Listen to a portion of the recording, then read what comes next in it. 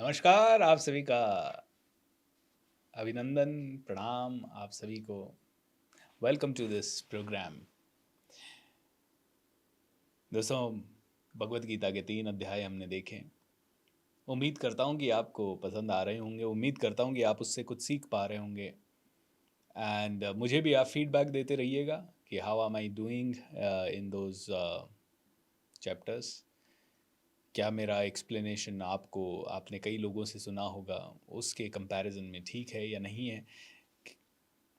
मुझे ऐसा लगता है कि भगवत गीता एक ग्रंथ है, जैसे जिस तरह से भगवान श्री कृष्ण ने इसको समझा, मुझे नहीं लगता कि उस लेवल पे कोई भी इस दुनिया में उसको समझ पाया होगा।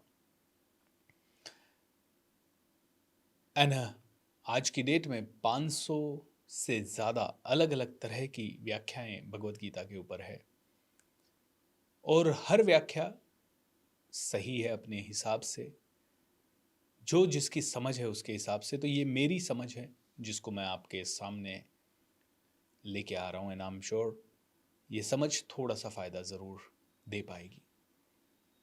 और किसी भी तरह का कोई भी त्रुटि हो तो प्लीज़ क्षमा कीजिएगा। एंड उसके अलावा आप डेफिनेटली हमें फीडबैक दे सकते हैं और हम उसे सुधारेंगे।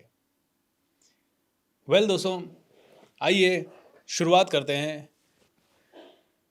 श्री कृष्ण भगवान को याद करते हैं एंड माता पिता का आशीर्वाद लेते हुए, भगवान का आशीर्वाद लेते हुए इसको शुरुआत करते हैं। बोलिए योगेश्वर श्री कृष्ण भगवान की जय। कर्म योग के ऊपर बात हुई थी। भगवान श्री कृष्ण ने कहा कर्म योग श्रेष्ठ है। क्यों है कर्म योग श्रेष्ठ? क्योंकि एक नॉर्मल इंसान के लिए बड़ा मुश्किल है अपनी मन और बुद्धि पे काबू पा पाना, लेकिन सबसे पहला स्टेज है अपनी इंद्रियों के ऊपर काबू पाना। मन को कैसे कंट्रोल करूंगा? नहीं कर पाऊंगा, लेकिन कर्मेंद्रियों को कंट्रोल करके एक जगह स्थिर होकर बैठ सकता हूं। तो सबसे पहले कर्मेंद्रियों के ऊपर काम किया जा सकता है। अपने हाथों को इंस्ट्रक्शन दिया जा सकता है कि बुरा नहीं खा। अपने मुंह को इंस्ट्रक्शन दिया जा सकता है कि मांस नहीं खाना है। ये आसान है, ये सबसे आसान चीज है, ये कोई बहुत मुश्किल नहीं है। मन और बुद्धि को कंट्रोल करना बहुत ज्यादा मुश्किल हो सकता है कई बार, लेकिन आसान चीजें कर पहले। आसान चीजें हैं जल्दी उठ जा। आसान चीज है जल्दी उठ के थोड़ा भजन कर ले, जल्दी उठ के थोड़ा अध्यात्म में अपनी उन्नति कर ले। आसान है ये चीज। ये चीज फिर भी आसान, मतलब इतनी भी आसान नहीं है। इसके लिए भी काम करना पड़ता है, इसके लिए भी तपस्या करनी पड़ेगी, साधना करनी पड़ेगी। लेकिन कर्म योग एक साधारण पुरुष के लिए, आपके और मेरे जैसे पुरुषों के लिए सबसे सरल मार्ग है। जितने भी मार्ग हैं उनमें सबसे सरल है कर्म योग। एंड कर्म योग की सीढ़ी पे चढ़ते हुए ही आगे जाना है। लेकिन ये बात भी सही है, चाहे आप किसी भी लेवल पे पहुंच जाओ, ज्ञान योग पे पहुंच जाओ, ध्यान योग पे पहुंच जाओ, तो भी कर्म तो करना ही पड़ेगा, क्योंकि शरीर का स्वभाव है कर्म। यहां तक हमने जाना तीसरे अध्याय में। चौथे अध्याय को भगवान बोलते हैं दिव्य ज्ञान। ये दिव्य ज्ञान है, इसको और गहराई से समझ अर्जुन, और बहुत ज्यादा गहराई से समझोगे तो बहुत ज्यादा समझ में आता जाएगा। लेकिन उसके पहले कुछ छोटी छोटी बातें। देखिए दोस्तों, भगवत गीता का एक ही पर्पस है, क्या? हम अपने आप को जाने। ये उस समय कहा गया है, कहते हैं कि करोड़ों साल पहले का ज्ञान है ये। करोड़ों साल पहले का ज्ञान है ये। कहते हैं कि अभी तक कलयुग के सिर्फ 5000 साल हुए हैं, लेकिन 12 लाख सालों का कलयुग है। 12 लाख सालों का। एंड टोटल अगर देखा जाए तो भगवान श्री कृष्ण अर्जुन को कहते हैं, अर्जुन सबसे पहले ये ज्ञान मैंने सूर्य देव को दिया था। सूर्य देव ने फिर अपने पुत्र मनु को दिया। मनु ने फिर अपने पुत्र इक्ष्वाकु को दिया। अर्जुन कहता है क्या बात कर रहे हो भगवान, आपने सूर्यदेव को दिया था? सूर्यदेव तो आपसे बड़े हैं, आप तो मेरी उम्र के हो। अर्जुन, यही तो भ्रम है। मैं पहले भी था और तू भी बहुत पहले था। सालों साल से हम चले आ रहे हैं। तो भगवान ये ज्ञान मुझे आज तक मिला क्यों नहीं? ये इसलिए नहीं मिला क्योंकि काल के प्रभाव से ये धीरे धीरे धीरे धीरे नष्ट हो जाता है। ऐसे ही हम लोग कई सारी चीजें सीखते हैं। हमने कल जो सीखा, और आप देखो हम धीरे-धीरे भूल जाते हैं। काल के प्रभाव में आके हम भूल जाते हैं। हमने कई सारी चीज़ें बचपन में सीखी लेकिन आज हम भूल गए, उन चीज़ों को नहीं कर रहे हैं हम। तो भगवान श्री कृष्ण कहते हैं जैसे-जैसे समय निकलता जाता है, काल का प्रभाव आता जाता है, आप पुरानी चीज़ों को भूलते जाते हो और वो नष्ट हो जाती है और इसीलिए उन्हीं चीज़ों को वापस से रिपीट करने की ज़रूरत है, उन्हीं चीज़ों को वापस से सीखने की ज़रूरत है, उन्हीं चीज़ों को वापस से अपनी ज़िंदगी में लाने की ज़रूरत है। इसीलिए दोस्तों जितने भी बॉक्सर्स हैं, जितने भी क्रिकेटर्स हैं, जितने भी बहुत ही बड़े लोग हैं, चाहे वो किसी भी फ़ील्ड के हों, वो सेम चीज़ को ज़िंदगी भर प्रैक्टिस करते हैं। वो 500 अलग-अलग चीज़ें सीखने की कोशिश नहीं करते, वो 1, 2, 3 चीज़ों को पकड़ते हैं और बार-बार प्रैक्टिस करते हैं क्योंकि वो जानते हैं काल के प्रभाव में यानी समय के कारण धीरे-धीरे, धीरे-धीरे हज़ारों और चीज़ें होती ढक जाती है। जैसे कि एक कमरा है, आज आपने साफ़ किया और उसके बाद साफ़-सूफ़ करके पूरा बंद करके चले गए। लेकिन धीरे-धीरे, धीरे आप आओगे, 2 साल बाद आओगे, 5 साल बाद आओगे, 15 साल बाद आओगे, उसमें हर एक चीज़ के ऊपर धूल होगी, मिट्टी होगी। अगर आपने कोई खेत है, उसमें आपने प्रॉपर तरीके से साफ-सफाई करके फसल नहीं लगाई, तो वीड्स यानी अनवांटेड पौधे अपने आप उग जाएँगे। दोस्तों यही हमारे पास साथ होता है। हमारी बुद्धि पे काल के प्रभाव के कारण आवरण ढकते चले जाते हैं और धीरे-धीरे, धीरे-धीरे हम कई सारी चीज़ों को भूल जाते हैं जो हमें सही करनी है। इसीलिए सत्संग हमेशा ज़रूरी है। इसीलिए संगत, आदत एंड गुरु हमेशा ज़रूरी है। ये 3 चीज़ें हैं जो कि ज़िंदगी में सबसे ज़्यादा आपकी ज़िंदगी को बदलती है। बोलते हैं संगत करो, सही संगत बहुत ज़्यादा ज़रूरी है। इसी चैप्टर में अर्जुन आखिरी में पूछता है, भगवान ये दिव्य ज्ञान मुझे प्राप्त कैसे होगा? तो भगवान कहते हैं एक ही तरीका है, हाथ जोड़ के विनम्र हृदय से किसी प्रामाणिक गुरु की शरण ले, तो ही अर्जुन तुझे ये दिव्य ज्ञान प्राप्त होगा। अगर नहीं तो ये बड़ा मुश्किल है। अदरवाइज़ तू एक लेवल के ऊपर नहीं जा पाएगा, अदरवाइज़ तुझे लगेगा कि तुझे जो मिला वो ही सही है। नहीं, एक प्रामाणिक गुरु की शरण ले। प्रामाणिक गुरु कौन? वो गुरु जिसने खुद किया हो, जिसने खुद के अनुभव से जाना हो। प्रामाणिक गुरु वो नहीं जिसने सिर्फ़ रटा-रटाया ज्ञान दे दिया हो, जिसने अपने लाइफ़ में इसको थोड़ा उतारा हो, जिसने अपनी लाइफ़ में इसे जिया हो, जिसने इसके हर एक पहलू को अपने अनुभव से जाना हो। आज ऐसे गुरुओं की बहुत कमी है जिन्होंने अनुभव से भगवत गीता जानी है। एक छोटा सा प्रश्न उठता है, जब भगवत गीता इतना पावरफुल ग्रंथ है जिसको सुनने मात्र से कई सारे लोगों की जिंदगी में परिवर्तन आ सकता है, लाखों लोगों की जिंदगी में परिवर्तन आ सकता है, मतलब चेतना का स्तर बढ़ जाएगा, आदमी सत्कर्मों में सत्य मार्ग पे चलने लगेगा, बहुत ही अच्छा होगा, आदमी के सारे गुण अवगुण गुणों में बदलने लगेंगे, आदमी की बुद्धि स्थिर होने लगेगी, आदमी का मन जो चंचल है वो समझने लगेगा क्या करना है क्या नहीं करना है। जब इतना पावरफुल ज्ञान है और इतने सारे भगवत गीता के ऊपर सेशंस पे सेशंस हो रहे हैं, इतने सारे लोग इन बड़े बड़े ग्रंथों के ऊपर, कोई रामायण सुन रहा है, कोई महाभारत सुन रहा है, कोई कथा में जा रहा है, पता नहीं क्या क्या कर रहे हैं, जब इतना पवित्र ज्ञान है सब चीज़ों के ऊपर, तो उसके बावजूद भी इंसान बदल क्यों नहीं रहा है? ये एक प्रश्न है और बड़ा पेचीदा प्रश्न है। तो बदलना चाहिए, लेकिन इसलिए नहीं बदल रहा क्योंकि इंसान को समझ ही नहीं आ रहा कि वेयर डू आई सरेंडर। इंसान सरेंडर नहीं कर रहा है।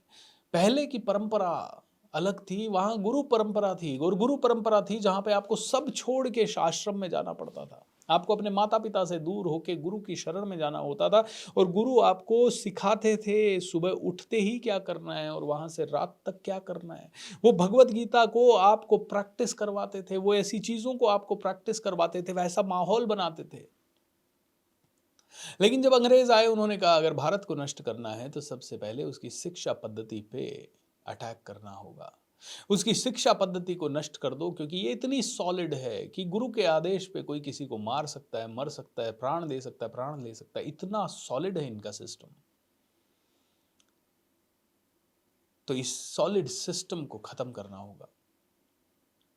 दोस्तों आज इतनी भगवत गीता चल रही है, इतना सब कुछ हम चल रहा है, इतना इंटरनेट के कारण हर चीज का ज्ञान उपलब्ध है, आदमी चेंज नहीं हो रहा है। तो भगवान श्री कृष्ण कहते हैं कि काल के प्रभाव में धीरे धीरे धीरे धीरे ये ज्ञान नष्ट हो जाता है। इसीलिए जब जब ये ज्ञान नष्ट हो जाता है, मैं फिर से किसी न किसी रूप में, किसी न किसी गुरु की तरह मैं ये ज्ञान फिर से कहता हूँ। भगवान श्री कृष्ण अर्जुन को कहते हैं यदा यदा ही धर्मस्य, बहुत ही पॉपुलर श्लोक है ये, 2-3 ही श्लोक याद है मुझे ढंग से। ग्लानिर्भवति भारत है, अभ्युत्थानम धर्मस्य, तदात्मानं सृजाम्यहम्, परित्राणाय साधूनां, विनाशाय दुष्कृताम्, धर्म संस्थापना थे संभवामि युगे युगे। तो ये भगवान श्री कृष्ण कहते हैं कि काल के प्रभाव में ये सारी चीजें नष्ट हो जाती है, और जब जब ये नष्ट होती है तब तब अधर्म बढ़ता है, तब तब आसुरी ताकतें बढ़ती है, और तब तब मैं अवतार लेता हूँ, तब तब मैं साधुओं की रक्षा करने के लिए, धर्म की स्थापना करने के लिए इस धरती पे आता हूँ। अब इसको थोड़ा समझें, क्योंकि मेरा उद्देश्य ये नहीं है कि मैं भगवत गीता को, भगवान श्री कृष्ण ने ये कहा कि मैं धर्म की स्थापना के लिए अवतार लेता हूँ, ये समझाऊं, ये तो आपको पता है। मैं चाहता हूं कि हम ये समझें कि ये इस चीज का हमारे जीवन में औचित्य क्या है। इस चीज का हमारे जीवन में औचित्य ये है कि जब जब हमारे अंदर की आसुरी संपत्तियां बढ़ती है, जब जब हम बहुत ही बुरे होते जाते हैं, जब जब हमारे अंदर बुद्धि का हास होता है, तब तब भगवान किसी न किसी रूप में, या ये संसार किसी न किसी रूप में हमें सिग्नल देता है यूनिवर्स से। यूनिवर्स से कहता है, यूनिवर्स के द्वारा हमें बोलता है, देख किसी किसी भगवत गीता हमारे हाथ में आ जाएगी, कोई अच्छा टीचर हमारे सामने आ जाएगा, कोई ना कोई ऐसी चीज हो जाएगी जिसमें भगवान कहेगा भाई अब सही रास्ते पे चल। दुर्योधन की बुद्धि पे पर्दे पड़े थे, दुर्योधन कह रहा था मैं एक सुई की नोक जितनी भी जमीन नहीं दूंगा। भगवान खुद गए, भाई समझ, भाई तेरी बुद्धि पे पर्दे पड़े हुए हैं, मैं हूं तेरे को समझाने वाला, चिंता मत कर, तेरे सामने आया हूं। भगवान पहले आपको समझाने के लिए आते हैं, किसी न किसी तरह से यूनिवर्स से सिग्नल देते हैं कि तू गलत रास्ते पे जा रहा है, सही रास्ते पे आ जा भाई, समझ इस चीज को। लेकिन हम धृतराष्ट्र बने हुए हैं, हम दुर्योधन बने हुए हैं, हम भगवान के किसी भी सिग्नल को समझना नहीं चाहते। हमें लगता है नहीं नहीं, कोई कोई सिग्नल सही नहीं, पैसा कमाना है, दैट्स इट, साम दाम दंड भेद। और पैसा कमा के क्या करना है? 31 दिसंबर आ रहा है, 31 दिसंबर को हमें क्या करना है? एंजॉय करना है 31 दिसंबर को। और एंजॉय करते हुए क्या करेंगे? बहुत सारी दारू पिएंगे, बहुत सारा नाचेंगे, और बहुत मांस मछली खाएंगे, एंड एंजॉय करेंगे, बहुत ही मजा आएगा। अरे भगवान कह रहा है ये तो गलत हो रहा है। तो कहीं ना कहीं से संकेत देते हैं, कोई ना कोई रिसर्च आ जाती है, एंड लिटरली कई सारी रिसर्च ऐसी हो रही है आज की डेट में जो कह रही है वीगन बनो। वीगन बनो मतलब जानवरों से रिलेटेड कोई चीज़ मत खाओ, क्योंकि वो आपके लिए नहीं बनी। आपका शरीर ज़्यादा स्वस्थ तब होगा जब आप हरी सब्जियां, हरे पत्ते, ये सब खाओगे। क्योंकि हाथी घास फूस खाता है फिर भी बहुत हष्ट पुष्ट रहता है, बैल घास फूस खाता है लेकिन बहुत ताकतवर होता है। इतना ताकत आता है हाथी के अंदर, घास फूस से। इतना बड़ा जानवर, सबसे ज्यादा ताकतवर, और ऐसे ही बहुत सारे जानवर जो बहुत ताकतवर हैं। प्रकृति के सारे बहुत पावरफुल जानवर जो हैं वो सारे कहीं ना कहीं वेजिटेरियन थे। भगवान ने ऐसे संकेत दिए हैं, कई तरह से दिए हैं। यूनिवर्स के थ्रू भगवान अलग अलग तरह की रिसर्च के थ्रू, अलग अलग वीडियो से, कोई मूवी से, किसी व्यक्ति के विशेष के माध्यम से आपसे कम्युनिकेट कर रहे हैं। लेकिन 90% लोग अंधे हो चुके हैं अपने मोह में, अहंकार में, अपने इंद्रियों के वशीभूत होके हम 90% गलत कार्य कर बैठते हैं। बुरा मत बोलो, बुरा मत देखो, बुरा मत सुनो, ये हमने सुना है, लेकिन हम बुरा बोलने की आदत हमारी हो गई है, बुरा देखने की आदत हमारी हो गई है। आज एक भी मूवी, मतलब मुझे तो मूवी चलाते डर लगता है कई बार कि यार बेटा साथ में बैठा है, कोई तो सीन ज़रूर ऐसा होगा जो उसके सामने नहीं देखने लायक। एंड तुरंत आपकी बुद्धि, आपकी आंखें वही देखती है, आपका कान वही सुन रहे हैं। आज हर दूसरी वेब सीरीज में गालियां भरी हुई है, आज हर चौथे वीडियो में यूट्यूब पे कोई ना कोई ऐसी चीज़ है जो कि आपको नहीं देखनी चाहिए या हमारे बच्चों को नहीं देखनी चाहिए, या हमें नहीं देखनी चाहिए, लेकिन आज हम सब कर रहे हैं। तो भगवान कहते हैं कि जब जब धर्म की हानि होती है, जब जब ये सारी नेगेटिव ताकतें बढ़ेगी, तब तब दूसरी ताकत भी बढ़ेगी। कौन सी? पॉजिटिव ताकत भी बढ़ेगी। तब तब कहीं ना कहीं भगवान खुद अवतार लेके आएंगे। भगवान खुद अवतार लेके आने का मतलब है कि आप में से ही कोई इंसान, हम में से ही कोई ना कोई इंसान छत्रपति शिवाजी महाराज बनेगा, कोई ना कोई इंसान मीराबाई के रूप में आएगा, कोई ना कोई इंसान संत रैदास के रूप में आएगा, कोई ना कोई इंसान आएगा जो इंसान के सामने हाईएस्ट लेवल के आदर्श प्रस्तुत करेगा। कोई ना कोई इंसान आएगा, जब शारीरिक रोग बहुत ज्यादा घेर लेंगे तो कोई ना कोई बाबा रामदेव बन के सामने आएगा। भगवान कहते हैं मैं इसी तरह से कम्युनिकेट करता हूं भाई। और एक और चीज, कहीं ना कहीं आप ही के बोलते हैं कि अवतार लेने का मतलब ये नहीं है कि भगवान ने अवतार लिया। अवतार लेने का मतलब है आप ही के हृदय में आप हाईएस्ट लेवल पे पहुंचे और अवतरण हुआ। तो एक व्याख्या ये भी कहती है कि अवतार बाहर नहीं है, अवतार तो अंदर जब परमात्मा उतर जाए उसी को अवतार कहते हैं। अवतार अंदर उतरना होता है। जब आपको आत्म साक्षात्कार हो जाता है तो भगवान आपके अंदर उतर आते हैं, आपको सब कुछ पता लगने लग जाता है। जिस भी व्यक्ति को, गौतम बुद्धा जैसे व्यक्ति, भगवान महावीर स्वामी जैसे व्यक्ति, इनको जब आत्म साक्षात्कार हुआ, इनको आगे का भी दिखने लगा, पीछे का भी दिखने लगा, फिर आप त्रिकालदर्शी हो जाते हैं। तो भगवान कहते हैं कि मैंने तो सूर्य को भी कहा है भाई, मैं तो पहले से हूँ, बहुत समय से हूँ। अर्जुन कहता है भगवान आप ऐसे कैसे हो? बोलता मैं ऐसा ही हूँ। मैं न तो जन्म लेता हूँ न मैं मरता हूँ। मैं इंसान की तरह जन्म नहीं लेता, मैं इंसान की तरह मरता नहीं हूँ। मेरा अलग स्वरूप है। तो अर्जुन कहता है देवता, फिर देवता अलग है, आप अलग हैं? हाँ, देवता थोड़े से अलग हैं। देवता और मैं परमात्मा हूँ। हम कहते हैं कि देवता कौन है? देवता इंसान ही है।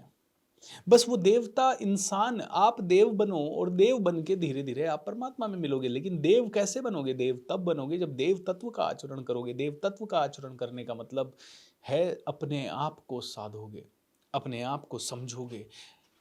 बोलते हैं इंसान ही देवता बन सकता है। इंसान बात करते करते, अपने कर्म करते करते, ऐसी साधना करते करते हाईएस्ट लेवल पे जाए कि वो देव तत्व को प्राप्त हो जाए। और देव तत्व जैसे ही पावरफुल होगा, फिर धीरे धीरे धीरे धीरे तुम मुझको प्राप्त होगे। दोस्तों, तो क्या है? भगवान श्री कृष्ण कहते हैं ये योग शिक्षा पद्धति या शिक्षा पद्धति या ये आध्यात्मिक शिक्षा पद्धति जो है, ये कायम रहनी चाहिए। ये गुरुकुल परंपरा कायम रहनी चाहिए। जब आध्यात्मिक शिक्षा पद्धति का ह्रास होता जाएगा, यानी इसकी इंपॉर्टेंस कम होती जाएगी, तब तब संसार में प्रॉब्लम्स होती जाएगी। और ये बिल्कुल फैक्ट ऑफ लाइफ है। आप स्पिरिचुअलिटी से दूर हुए, आप धीरे धीरे धीरे धीरे गलत कार्य करने के लिए प्रेरित हो जाओगे। आप स्पिरिचुअलिटी, आज क्यों है भ्रष्टाचार, आज क्यों है बहुत ज्यादा अहंकार? अहंकार क्यों है? क्योंकि आदमी खुद को जानता ही नहीं है। मुझे से लगता है मैं हूं, मैं ही हूं सब कुछ, मैंने ही किया है, मैंने जिया है। तो अर्जुन कहता है भगवान एक बात बताइए, आप कर्म के बारे में मुझे ज्ञान दे रहे हैं, कर्म के बारे में मुझे बातचीत कर रहे हैं, लेकिन कर्म, बुरे लोग भी तो कर्म करते हैं और अच्छे लोग भी कर्म कर रहे हैं। तो मैं क्या करूं? मतलब मुझे अभी आप कह रहे हो मार दो, ये भी कर्म है। अब मारने में तो बुरा होना चाहिए, ये तो बुरा कर्म है। ये क्यों कह रहे हो आप मुझे करने के लिए? तो भगवान कहते हैं देख भाई, अब कर्म को समझ तू। कर्म भी 3 तरह के होते हैं दोस्तों, इसको समझ लिए। कर्म 3 तरह के होते हैं। एक है विकर्म, एक है कर्म, एक है अकर्म। बोले ये 3 तरह के कर्म हैं अर्जुन। विकर्म क्या है इसको समझ। विकर्म वो है जो हर वो काम जो कि सिर्फ इंद्रिय तृप्ति के लिए किया जा रहा है और कहीं ना कहीं वो काम दूसरों के या इस संसार के हानि के लिए किया जा रहा हो। अगर आप जीव हत्या कर रहे हैं, विकर्म है। आप जुआ खेल रहे हैं, विकर्म है। आप पर स्त्री गमन कर रहे हैं, विकर्म है। आप चोरी कर रहे हैं, विकर्म है। आप लूट रहे हैं, विकर्म है। आप हत्या कर रहे हैं, विकर्म है। विकर्म मतलब एक तरह से हम अपनी बोलचाल की भाषा में कई बार कह देते कुकर्म। विकर्म मतलब वो सारे कर्म जो हमारे अगेंस्ट हैं, जो इंसानियत के अगेंस्ट है, जो समाज के अगेंस्ट है, जो दुनिया के अगेंस्ट है, जो हमारी परंपराओं के अगेंस्ट हैं, जो अध्यात्म के अगेंस्ट हैं, जो ह्यूमन चेतना के अगेंस्ट हैं, जो राक्षसी प्रवृत्ति के कर्म हैं, वो सारे विकर्म हैं। अगर आप आलस करते हो, विकर्म है, वो भी कर्म है लेकिन वो विकर्म है, वो कुकर्म मान लीजिए उसको। आप आलस करते हो, विकर्म है। आप बहुत ज्यादा अपना समय वेस्ट करते हो, विकर्म है, कर्म नहीं है वो। आप जो जो ऐसी चीज करते हो जिससे इंसानियत का नुकसान होता है, अपने आप का नुकसान होता है, आपकी आत्मा का नुकसान होता है, आपके इंसानी जीवन का नुकसान होता है, वो कोई खास, वो कर्म ही नहीं है, वो विकर्म है। जो जो हम ऐसा काम करते हैं जिससे कि हम परमात्मा से दूर होते जाते हैं, हम अपने आप से दूर होते जाते हैं, हम अपने ही इस जीवन में जहां हमें उत्थान करना चाहिए उसकी जगह पतन की तरफ चले जाते हैं, वो सारे विकर्म हैं। तो विकर्म नहीं करना है। विकर्म के ऊपर कर्म पहले तो समझ ही नहीं है, तो कर्म कोई विकर्म, मतलब विकर्म कोई कर्म मान लिया। अरे खाओ पियो ऐश करो यार, मस्त रहो यार, एक ही तो जीवन मिला है, और ज्ञान और देने लग जाते हैं विकर्मी। ज्ञान और देते हैं, अरे ऐसी जिंदगी होनी चाहिए, अरे बस मस्त रहे यार, क्या है। तो यहां पे देखिए, आपके और मेरे लिए पता नहीं हम किस लेवल पे इस ज्ञान को अपनी जीवन में उतार पाएंगे। तो मेरे एक गुरु थे, गोविंद अंकल, वो प्राणिक हीलिंग सिखाते थे कि आप इतने शुद्ध बन जाओ कि आप अपने हाथों से किसी दूसरे आदमी को हील कर सको। और जब हमने ये सीखा, और आप में से भी कई लोग सीखे हुए होंगे प्राणिक हीलिंग, तो ये समझ में आया कि यार वास्तव में ये तो बहुत ही पावरफुल है। मतलब this is incredible, you can heal people, you can help people, ऐसा हम लोगों को समझ में आया। तो गोविंद अंकल कहते थे कि देखिए, अगर आप सच में ये सारे बुरे कर्म बंद नहीं कर सकते, क्योंकि बड़ा मुश्किल है ये एक पब्लिक प्लेटफॉर्म पे खड़े होके कहना कि मांस मत खाओ, बड़ा मुश्किल है। क्यों मुश्किल है? क्योंकि हिंदू भी बैठा है, मुस्लिम भी बैठा है, सिख भी बैठा है, ईसाई भी बैठा है, क्रिश्चियन भी बैठा है, अमेरिकन भी बैठा है, ऑस्ट्रेलियन भी बैठा है, न्यूजीलैंडर भी बैठा है, और हर किसी की एक एक मान्यता है। बंगाली बैठा है तो बंगाली कहेगा मछली तो हमारे तो पूजा होती है मछली की, और हम तो खाते हैं मछली। और राइट, उधर आप सिंगापुर और इधर चले जाओ, बोले नॉन वेज नहीं, how can it be possible. आप जाओ, हर हर खाने में आपको नॉन वेज दिखेगा।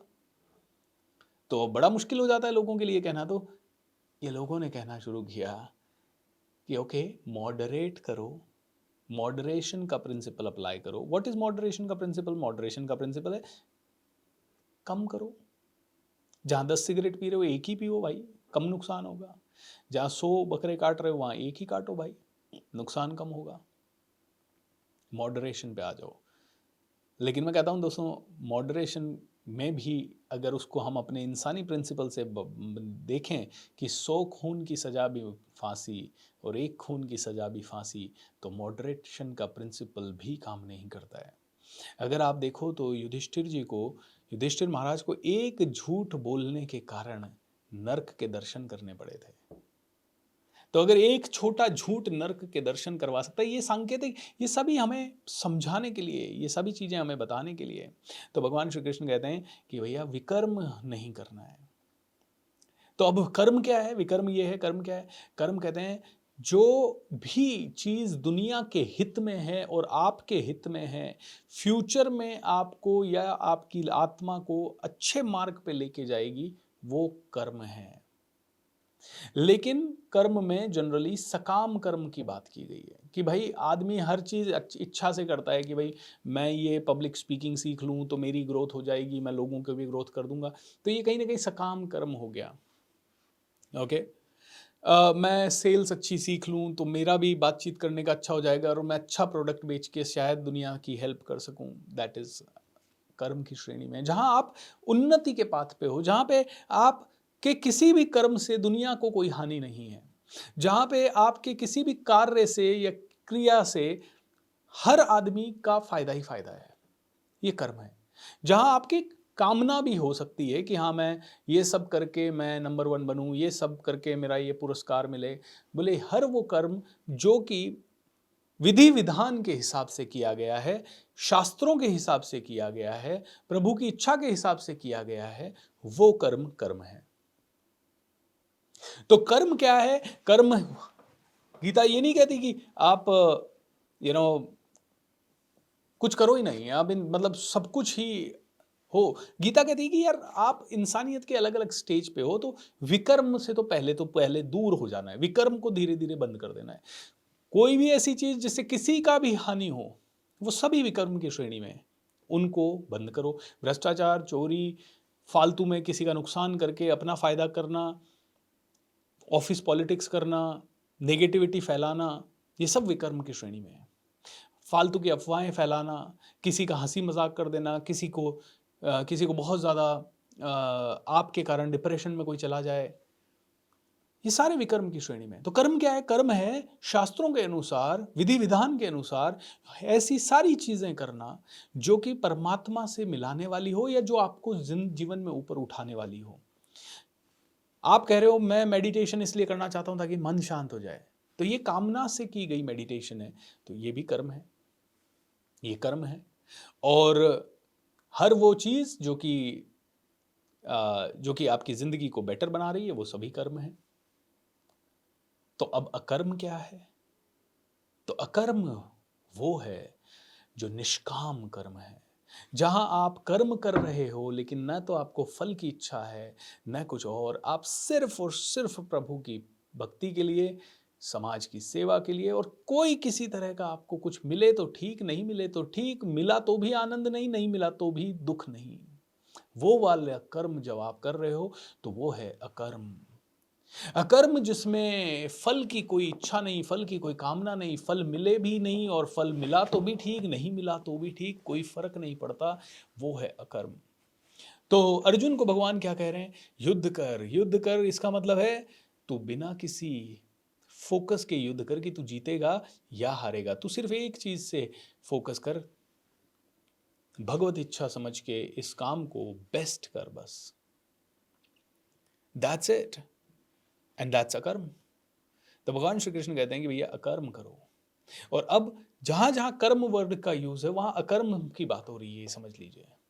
जहां जहां हम आगे से या जब भी कहेंगे, तो भगवत गीता जब कहती है कर्म करो, तो भगवत गीता कह रही है अकर्म करो। अकर्म मतलब वो सारे कर्म करो जिसमें तुम्हारी खुद की कोई इच्छा नहीं है कि तुम्हें क्या मिलेगा क्या नहीं मिलेगा। और ये आप और मैं दोनों ही ये अपने एक्सपीरियंस से बात कर सकते हैं कि कई बार हमने ना बस कोई एक्सपेक्टेशन के बिना कुछ कर दिया और उसका रिजल्ट बहुत अच्छा आया। आप बिलीव नहीं करेंगे, the magic of thinking rich हमने जब लॉन्च किया था प्रोग्राम, ऐसी कोई इच्छा नहीं थी हमारी कि मतलब इससे हम बहुत आगे बढ़ें, इससे बहुत, सिर्फ ये थॉट था कि यार कोविड चल रहा है, कई लोग मर रहे हैं और हम पैसा कमाने में बिजी हैं, एक काम ऐसा कर देते हैं जो कि शायद किसी की हेल्प कर दे, बस। और कोई इच्छा नहीं थी, हेल्प भी कितनों की होगी ये भी नहीं पता क्या होगा। और उस समय जब लॉन्च करने वाले थे तो टीम में बहुत ऐसे हमारे डिस्कशन हुए कि सर कौन सुनेगा, 28 दिन कौन आएगा। और आप भी देख रहे हैं हालत है ना, पहले दिन लोग ज़्यादा आते हैं, दूसरे दिन कम आते हैं, तीसरे दिन कम आते हैं, 28वें दिन तक कौन लगातार आएगा, ऐसा सोच था। और वो भी फ्री में, वो भी किसी तरह का कोई ऑब्लिगेशन नहीं। भाई आदमी भी थक जाता है ना, 4 दिन आ जाएगा, 5 दिन आ जाएगा, 28 दिन कौन आएगा। और बीच में दिवाली अलग थी, 3 दिन की छुट्टियां थी। लेकिन मैंने डिसाइड किया, मैंने कहा यार देखो, जब देने की इच्छा है, जब किसी तरह का कोई है ही नहीं मन में भाव कि क्या मिलेगा वापस, तो फिर ये इच्छा क्यों करें कि कौन कितने आएंगे। कर देते हैं अपन तो 28 दिन कर देते हैं, देखा जाएगा। और जब ये लिटरली हमने किया तो हमें इतना प्यार, इतनी इज्जत, इतना सब कुछ मिला। लोगों ने गाँव में स्क्रीन्स लगाई, घरों घरों में।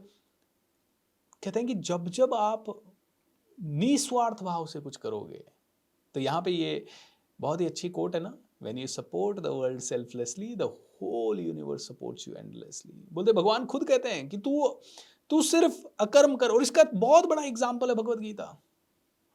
जब अर्जुन तूने और धर्मराज युधिष्ठिर ने या भीम ने, आप लोगों ने कुछ बुरा नहीं किया, आप तो सिर्फ अपनी जिंदगी जी रहे हो ना, आप युद्ध की इच्छा रखते हो, बस आप अच्छा कर रहे हो तो मैं तुम्हारे साथ खड़ा हूं। और किस लेवल पे खड़ा हूं? सारथी बन के खड़ा हूं, सारथी बन के खड़ा हूं। मैं तेरे रथ को खेऊंगा, मैं दिशा दूंगा। बोलते भगवान सारथी बन जाते हैं जब जब आप, मतलब मुझे लिटरली, मैं आज भी सोचता हूं अगर ये मैंने मैजिक ऑफ थिंकिंग नहीं रीच किया होता तो मेरी जीवन क्या होता। हो सकता है मैं पैसा बहुत अच्छा कमा लेता, लेकिन आज जो प्रेम, आज जो इज्जत, आज जो सेटिस्फैक्शन मिलता है, आज जो गर्व से लोगों को बोल पाते हैं हमने मैजिक ऑफ थिंकिंग रिच किया, वो बड़ा नहीं होता। एंड वो गर्व जो, वो भी मैं कहूँगा आई एम नॉट द डूअर, हो गया मुझसे, मेरा कोई प्लान थोड़ी था, हो गया, कभी कभी हो जाता है। तो दोस्तों इसीलिए कहते हैं आप बस अपने चित्त को शुद्ध करते जाएं, भगवान आपसे करवा लेगा फिर सारे सही काम। चित्त निर्मल होगा तो धीरे धीरे आपके सारे काम शुद्ध हो जाते जाएं। तो इसीलिए भगवान कहते हैं जो व्यक्ति जिस प्रकार मेरी शरण लेता है मैं उसको उसी प्रकार के फल देता हूं। कोई आदमी बुरी नीयत से मेरी शरण लेगा तो मैं बुरे फल दूंगा। कोई आदमी कामना के कि भैया मेरे को तो बहुत प्रसिद्धि मिल जाए, ये मिल जाए, तो मैं वो कर लूंगा। तो भगवान श्री कृष्ण कहते हैं विकर्म नहीं करो, कर्म करो। कर्म क्या है? कर्म हर वो चीज है जो कि आप एक साधना की तरह करते हो, आप एक डिवोशन के साथ करते हो, एक ड्यूटी समझ के करते हो और इंसान को बढ़ाने वाला है। बोलते हैं जब कर्म करते हो तो उसका फल जल्दी मिल जाता है। ओके, आपने झाड़ू निकाली, कर्म किया, अच्छा कर्म किया, आपको तुरंत एक सेटिस्फैक्शन हो जाएगा, अब घर साफ सुथरा है, तो कर्म का फल तुरंत मिल जाता है। क्यों 99% लोग कर्म में संलग्न हैं? क्योंकि कहीं ना कहीं कर्म करते ही तुरंत फल मिल जाता है, कर्म करते ही थोड़ा फल मिल जाता है। 30 दिन नौकरी की, फटाफट सैलरी मिल गई। मैंने ये 30 दिन आपके लिए किया, आप फटाफट मुझे प्यार भेज देंगे। तो कर्म करता है इंसान, पहला स्टेज तो है कर्म, और धीरे धीरे धीरे धीरे दूसरा स्टेज है अकर्म पे पहुंचना, लेकिन विकर्मों से दूर होना। तो विकर्मों में आपको विकर्मों से दूर कैसे होगा? जब तक आदमी विकर्मों से दूर नहीं हो सकता, जब तक कि वो अपनी इंद्रियों पे कंट्रोल ना करे, जब तक कि वो अपनी आसक्ति अटैचमेंट को त्यागना ना सीखे। और आसक्ति अटैचमेंट और इन चीज़ों को त्यागने के लिए अर्जुन कहता है कैसे ये करें? तो अर्जुन भगवान कहते हैं इसके लिए आपको थोड़ा थोड़ा संयम करना होगा, प्रैक्टिस करना होगा। एंड प्रैक्टिस करने के लिए ही आपको ये ज्ञान समझना होगा। अर्जुन कहता है कैसे समझूं? बोले प्रामाणिक गुरु की शरण में जाओ, it's the most important one. Without teacher you can not grow. बोलते क्यों? भगवान बिना टीचर के क्यों नहीं ग्रो कर सकते? क्योंकि भगवान श्री कृष्ण को जिस तरह से चीज समझ में आई उस तरह से उन्होंने बताई, उसका जो भाव था, शायद भगवान को जिस तरह से गीता समझ में आई उस तरह से तो किसी को भी समझ में नहीं आई होगी। क्योंकि मैं आज जो कह रहा हूं या जिस चीज को जिस इंटेंसिटी से कह रहा हूं या मेरे मन में जो भाव है वो एकदम से आप शायद पूरा नहीं समझ पाओगे। तो भगवान को जिस लेवल पे समझ में आई उस लेवल पे तो किसी को नहीं समझ में आई। लेकिन फिर भी भगवान ने शायद एक सिस्टम बनाया कि अर्जुन को या मनु को या सूर्य भगवान को अच्छे से समझ में आए, और वो लोग शायद काबिल थे तभी भगवान ने उनको दिया। तो जो काबिल व्यक्ति होगा उसी के थ्रू नीचे जाएगी, उसी के थ्रू नीचे जाएगी, उसी थ्रू नीचे जाएगी। भले कि लेकिन ये परंपरा टूट गई तो, ये परंपरा टूट गई तो काम नहीं होगा। भाई मैं डॉक्टर बना तो मैं नीचे डॉक्टर बना रहा हूं, फिर जो नीचे डॉक्टर बना उसने अगर सब कुछ अच्छा किया तो वो नीचे और डॉक्टर बना सकता है। लेकिन अगर इसने किसी ने इस ज्ञान को ठीक से समझा नहीं, अपने जीवन में उतारा नहीं, तो फिर वो दूसरे को डॉक्टर कैसे बनाएगा? और इसी से मिलती जुलती एक और चीज भगवान ने इसी अध्याय में कही है कि भाई इसीलिए समझ, मैंने गुणों के आधार पे इंसान को बांटा है। मैंने किसी तरह का ये नहीं कहा कि जात के आधार पे आदमी बटे, क्योंकि मैं ये कभी हो ही नहीं सकता, इस दुनिया में संभव ही नहीं है कि डॉक्टर के बेटे को आप डॉक्टर कह दें। डॉक्टर का बेटा डॉक्टर नहीं है जब तक नहीं है, जब तक कि उसने एमबीबीएस नहीं कर लिया। वकील के बेटे को आप वकील नहीं कह सकते, तब तक नहीं कह सकते जब तक उसने एलएलबी नहीं कर लिया। ट्रेनर के बेटे को आप ट्रेनर नहीं कह सकते, जब तक नहीं कह सकते जब तक कि उसने सच में ट्रेनिंग के अंदर महारत हासिल नहीं कर लिया। क्रिकेटर के बेटे को क्रिकेटर नहीं कह सकते, तब तक नहीं कह सकते जब तक कि उसने क्रिकेट में हासिल नहीं कर लिया। तो आप ब्राह्मण के बेटे को ब्राह्मण कैसे कह सकते हैं? आप क्षत्रिय के बेटे को क्षत्रिय कैसे कह सकते हैं? उसमें क्षत्रियत्व का गुण ही नहीं है, तो क्षत्रिय कैसे बनेगा वो? तो क्षत्रियत्व होना ये कर्म है। ब्राह्मण तत्व को प्राप्त करना ये एक उपाधि है। ब्राह्मण ये तेरी बुद्धि का स्तर है। ब्राह्मण तेरा बेटा ब्राह्मण, तू ब्राह्मण, तेरे आगे ये लग गया वो लग गया और ब्राह्मण बन गया, नहीं है ब्राह्मण। कोई व्यापारी है और उसके बेटे में व्यापार करने के गुण नहीं है, तो वो व्यापारी कैसे हो गया? बेटा नहीं है वो। तो हमने जो ये कास्ट सिस्टम कर दिया है और हर आदमी को हम कहते हैं कि ये ऐसा ही है, नहीं है वो ऐसा। ब्राह्मण का बेटा ब्राह्मण नहीं, क्षत्रिय का बेटा क्षत्रिय नहीं, शूद्र का बेटा शूद्र नहीं, वैश्य का बेटा वैश्य नहीं। कोई भी इंसान किसी भी कम्युनिटी में पहुंच के पैदा होके किसी भी लेवल पे जा सकता है। और ऐसे कई लोग हैं। Greatest example on the planet हमारे हिंदुस्तान में बाबा भीमराव अंबेडकर। लोग कहते थे ये अनटचेबल है, ये है वो है। जब वो पढ़ाई कर रहे थे तो उनको दूर बिठाते थे, उनको उस घड़े से पानी नहीं पीने देते थे। वो इंग्लैंड में पढ़ के आए हैं भाई, वो सबसे बड़े स्कॉलर थे भाई, वो जबरदस्त थे, इस लेवल पे थे वो बाबा भीमराव अंबेडकर। लेकिन अनटचेबल है साहब, इनके साथ दूर रहो, इनको होटल में मत रखो, हमारे साथ मत रखो, ठीक है मत रखो। लेकिन उन्होंने अपनी बुद्धि का, व्यक्तित्व का विकास करते करते इस लेवल पे पहुंच गए कि वो ब्राह्मण बन गए, हिंदुस्तान का संविधान लिख लिया। क्योंकि उनके जितना पढ़ा लिखा, उनके जितना बुद्धिमान इंसान ही नहीं था उस समय, वो ब्राह्मण है। तो भगवान श्री कृष्ण कहते हैं कि भाई मैंने नहीं बनाया ये सब वर्ण संस्कार, मैंने तो सिर्फ कर्मों के आधार पर आदमी को बैठा है। कर्म तुम्हारे कैसे हैं? विकर्म है तो तुम शूद्र हो, तुम कर्म कर रहे हो तो तुम वैश्य या क्षत्रिय हो, और तुम अगर अकर्म कर रहे हो तो तुम ब्राह्मण हो। ये बहुत ही सिंपल एक्सप्लेनेशन भगवान ने दिया है। तो दोस्तों, जो हम भेदभाव कर रहे हैं, जो काफी समय से, ये हमारी अज्ञानता है। जो हम काफी समय से लोगों को बांट रहे हैं, ये हमारी अज्ञानता है। जो हम लोग अपने जीवन में अहंकार के वशीभूत हो चुके हैं, वो हमारी अज्ञानता है। आज जो दहेज सिस्टम चल रहा है, वो हमारी अज्ञानता है। आज जो पैसों के आधार पे हम लोगों को आकलन कर रहे हैं, वो हमारी अज्ञानता है, वो मूर्खता है।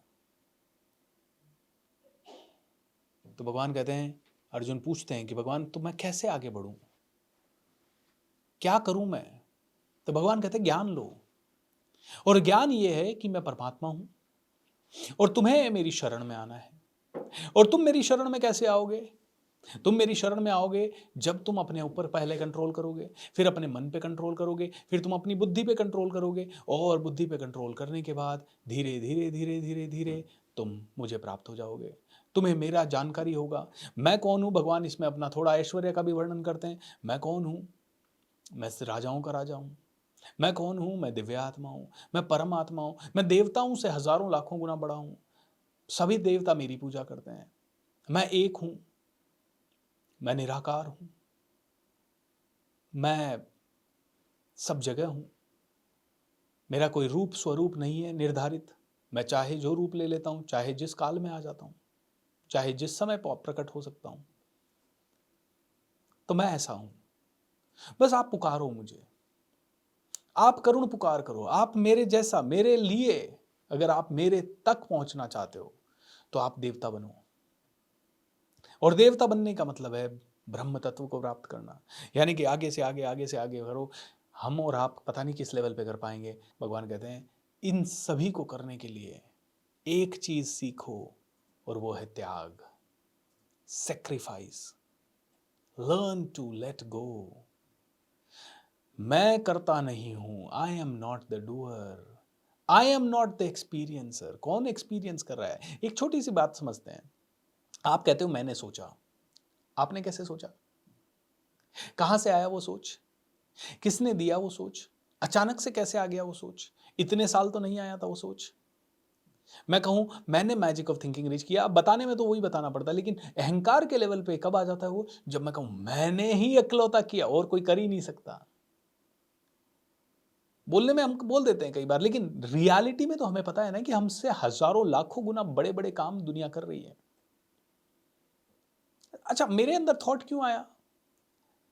दूसरे ट्रेनर के अंदर क्यों नहीं आया? और आया, भगवान ने मुझे ही क्यों चुना उस विचार के लिए? ये सुबह उठ के 5-5 सेशन करना, 6-6 सेशन करना, ये मेरे अंदर क्यों आ रहा है विचार? किसने चुना मुझे? I am the chosen one, मुझे किसी ने चुना है। आई एम नॉट द डूअर, मुझे चुना गया है। मुझे ये कार्य करने के लिए चुना गया है। जैसे कि किसी मूवी में किसी को कोई रोल देने के लिए चुना जाता है, तो मुझे इस पृथ्वी पे ये कार्य करने के लिए चुना गया है। और कर्म क्या है? कर्म को कैसे करना है? नियत कर्म को करो। नियत कर्म को करना मतलब यज्ञ की तरह करना। यज्ञ की तरह करना मतलब सैक्रिफाइस की तरह करना, आराधना की तरह करना, पूजा की तरह करना। ये मेरा काम है, यही मेरी पूजा है। भगवान कहते हैं कर्म योग यही है कि तेरे काम की पूजा कर। काम से बड़ा कुछ नहीं है। और हम सभी लोग काम से जी चुराने की आज बात करते हैं। कोई आदमी अपने काम से पूजा नहीं कर रहा। कोई अपनी प्यार, यहां से रोटी आती है मेरी, यहां से ये कपड़ा आता है, यहां से ये माइक आता है, यहां से ये कंप्यूटर आता है, और मैं इसी की पूजा ना करूं, ये सबसे बड़ी एहसान फरामोशी है। जिस थाली में खाएं उसी में छेद करें, जिसका अन्न खाएं उसी को गाली दें।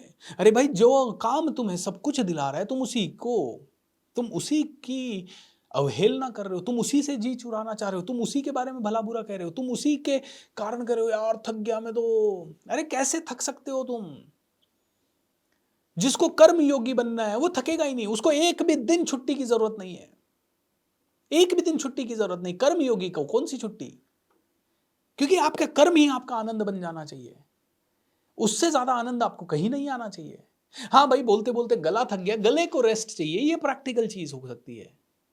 लेकिन तुम्हें रेस्ट चाहिए, तुम्हारे मन को रेस्ट चाहिए, तुम्हारी बुद्धि को रेस्ट चाहिए, ये गलत है। तुम फिर कर्म नहीं कर रहे हो, तुम विकर्म कर रहे हो। अगर तुम्हें काम से नफरत है तो तुम कभी भी आगे नहीं बढ़ पाओगे। इसीलिए कहते हैं त्याग करो, त्याग। पूजा की तरह काम करो। और पूजा की तरह जब काम करोगे तो कुछ ना कुछ छूटेगा, उसका त्याग होगा। किन चीजों का त्याग होगा? सारी बुरी चीजों का त्याग होगा, सारी एवरेज चीजों का त्याग होगा। निष्काम कर्म हम और आप कहां कर पाएंगे? बड़ा मुश्किल हो जाएगा हमारे लिए। उसके लिए हमें योगी बनना पड़ेगा, उसके लिए हमें साधक बनना पड़ेगा, उसके लिए हमें बहुत ज्यादा अपने ऊपर काम करना पड़ेगा। तो अकर्म की तरफ जाना है हमें, लेकिन कर्म तो पहले करें। और कर्म पहले करेंगे, सकाम कर्म तो पहले कर लो अर्जुन। सकाम कर्म कर लो। सकाम कर्म क्या है कि पहले ठीक है, तू कुछ पाने की इच्छा से ही कुछ कर ले भाई। तू और कुछ नहीं तो बहुत बड़ा आदमी बनने की इच्छा से ही कुछ कर ले, लेकिन उसमें शिद्दत तो डाल, उसमें पूरी ताकत तो डाल, त्याग तो कर उसके लिए। अपनी नींद का त्याग कर, अपनी आलस का त्याग कर। मेरे घर परिवार को मुझे टाइम देना है। अरे घर परिवार को टाइम दे, रिश्तों को टाइम दे, लेकिन कितना टाइम ये निर्धारित तो कर। तू टाइम देने के बहाने पड़ा भी है घर में दिन भर, और घर वाले भी कह रहे हैं बोझ बना हुआ है। घर वालों की जिंदगी में भी तूने कोई वैल्यू ऐड नहीं की, तूने संसार वालों की जिंदगी में भी कोई वैल्यू ऐड नहीं की। तू एक पाथ पे कोई हाईएस्ट लेवल का वैल्यू नहीं ऐड कर पा रहा, and then you are saying कि I want to become great. कैसे होगा? त्याग तो करो। नींद का त्याग, आलस का त्याग, कभी पैसे का त्याग, कभी कहीं जाना है तो अपने आप को अनकंफर्टेबल बनाने का त्याग। धीरे धीरे त्याग करो हर चीज का। धीरे धीरे समझना पड़ेगा। अच्छा, बहुत आगे जाना है। ओके, मेरे टीचर नित्य शांति कहते हैं 4 बर्नर की थ्योरी है। एक है हेल्थ, एक है रिलेशनशिप, एक है फ्रेंड्स, एक है काम, वर्क। 4 बर्नर थ्योरी कहते हैं कि if you really want to be great in this world, you might need to turn off 3 burners and focus on one. और जिस समय ये बर्नर ऑन है उस समय तीनों बंद होने चाहिए। और जिस समय रिलेशनशिप का बर्नर ऑन है उस समय बाकी के 3 बंद होने चाहिए। जिस समय आपके फ्रेंडशिप का बर्नर ऑन है उस समय बाकी के 3 होने चाहिए। और जिस समय बाकी के बर्नर ऑन है उस समय ये बंद होने चाहिए। लेकिन इनमें भी एक विजडम की जरूरत है कि फ्रेंडशिप का बर्नर 2%, 3%, 5% ही ऑन करो, और उस समय 3% में ये बंद है। उस समय काम नहीं, फैमिली नहीं, कुछ नहीं। हेल्थ का बर्नर 2, 3, 4% ऑन करो। उस समय जब हेल्थ पे काम कर रहे हो बाकी बर्नर ऑफ है। ये बिल्कुल सही है। तो भगवान कहते हैं ऊपर उठो। ऊपर उठने के लिए त्याग करना पड़ेगा। त्याग करोगे तो ही तपस्या हो पाएगी, और त्याग का मतलब ही तपस्या है। तपस्वी को त्याग करना पड़ता है। तो काम को ऐसे करो अर्जुन जैसे कि तपस्या कर रहे हो। और उसके लिए जब आप त्याग करोगे तो ऑटोमेटिकली आपका कैरेक्टर बढ़िया होगा। और भगवान कहते हैं तुम्हारी काबिलियत से ग्रोथ नहीं होती, तुम्हारे कैरेक्टर से ग्रोथ होती है। तुम बहुत काबिल हो लेकिन कैरेक्टर तुम्हारा गलत है तो तुम ओसामा बिन लादेन बन जाओगे, दाऊद अब्राहम बन जाओगे अपने अपने फील्ड के।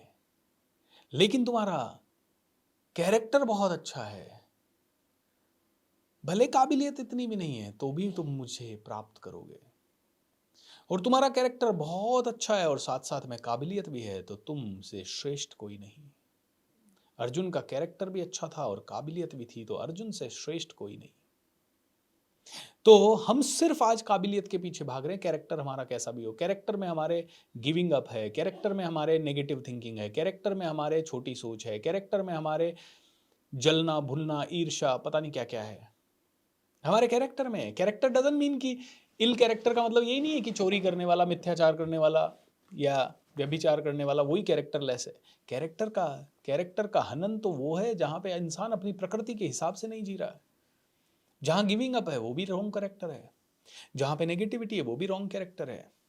तो दोस्तों, सारांश ये है कि अपने अहंकार को त्यागना होगा, अपने आप को समझना होगा, हम जो कर रहे हैं उनमें कौन सी चीज़ विकर्म है, कौन सा कर्म है, कौन सा कर्म है, उसे समझना होगा।